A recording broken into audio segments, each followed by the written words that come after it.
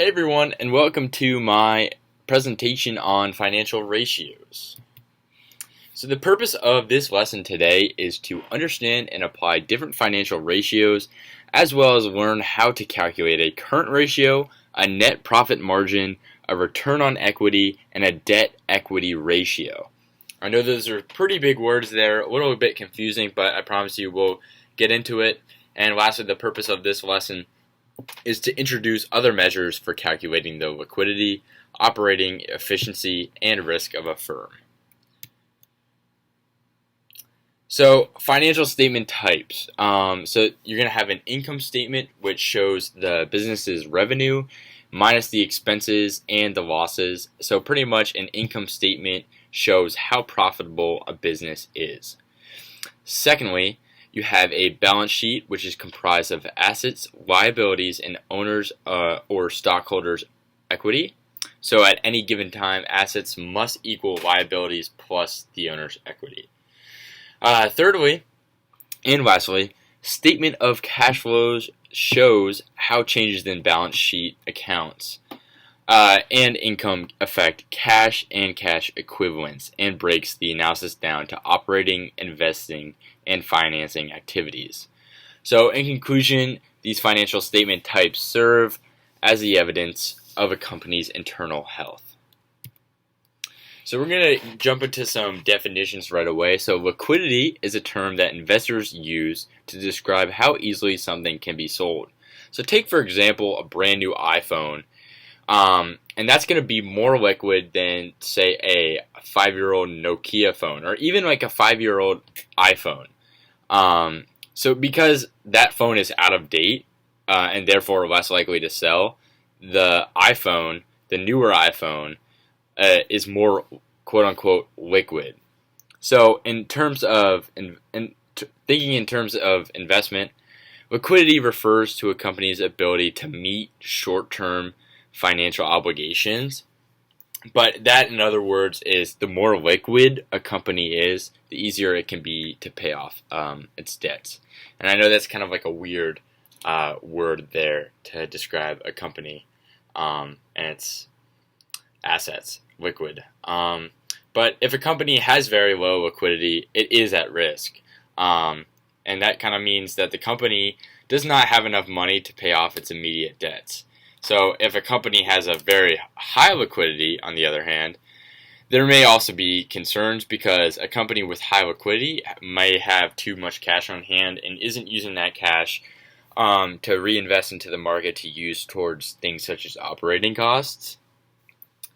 And then a current ratio, we could define that as current assets, or we could calculate that by dividing, where you have the current assets divided by current liabilities.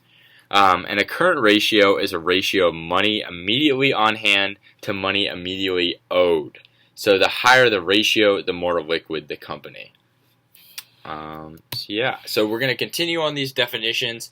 Operating efficiency refers to the way in which managers use the company's assets and capital to create profits.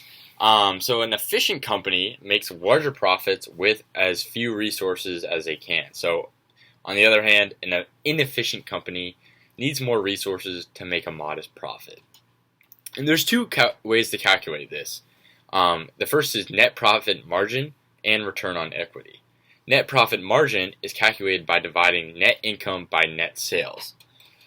Net profit margin, is net income divided by net sales. But in other words, in more simple terms, profit margin tells us what percent of our total sales comes back as pure profit after having paid all the expense costs. So just think of it in terms of that.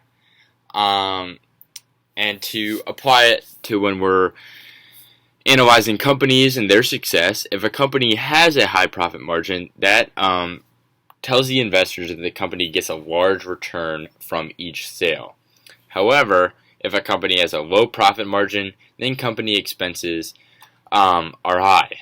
And the larger the profit margin, the more efficient the company. So you definitely don't want a low profit margin, and that should be a glaring red flag. And we could calculate that using net income over net sales. Return on equity is a measure of net income divided by total equity. So we know that is the equation right there. And this measure tells us what percent of investor equity or investor ownership, which is pretty much what equity means. I know it's kind of a complicated term that we haven't gone over yet in these lessons, but equity kind of means ownership. So what percent of investor equity returns as profits? So in other simple terms, a highly efficient company would have a very high return on equity. A little equity would produce a large income. Contrarily, the lower the return on equity, the less efficient the company. A low return on equity means that the company needs many resources, lots of equity, lots of ownership to produce even a modest return, which is your income. That return is income. So pretty much, return on equity is a great way to for investors to see what percent they will return as profits. The company will return as profits. And finally, with definitions, along with liquidity and operating efficiency, investors often look at the risk associated with a company.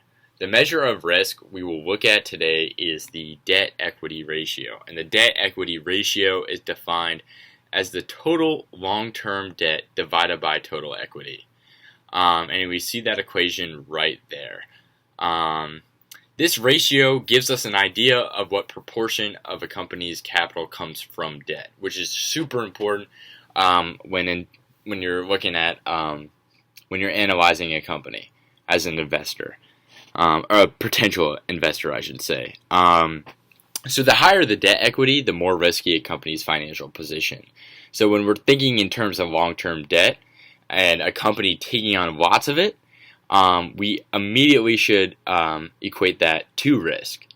So to further talk about that, a larger debt equity ratio means more of a company's value or equity is derived from long-term financial obligations that may or may not be paid off in the future. So debt equity ratio is also a super important component of these financial ratios. So what I want to leave off with is, what do these financial ratios add to our ongoing discussion about investment decision making? We talked about portfolio management a couple videos ago. And secondly, are these ratios even worth calculating? Why or why not? And I put here two great videos, both by the Warren Global Youth Program, which I definitely encourage you all to check out just after watching this video, because you have these definitions down, but what's important is to take the next step and start applying it using those bank statement or financial statements that we mentioned earlier right here. I'll put it up right here. So those are two videos that I would definitely recommend checking out. The first one really dives into the issue if these ratios are even worth calculating. And to summarize, one, yes, these ratios are worth calculating.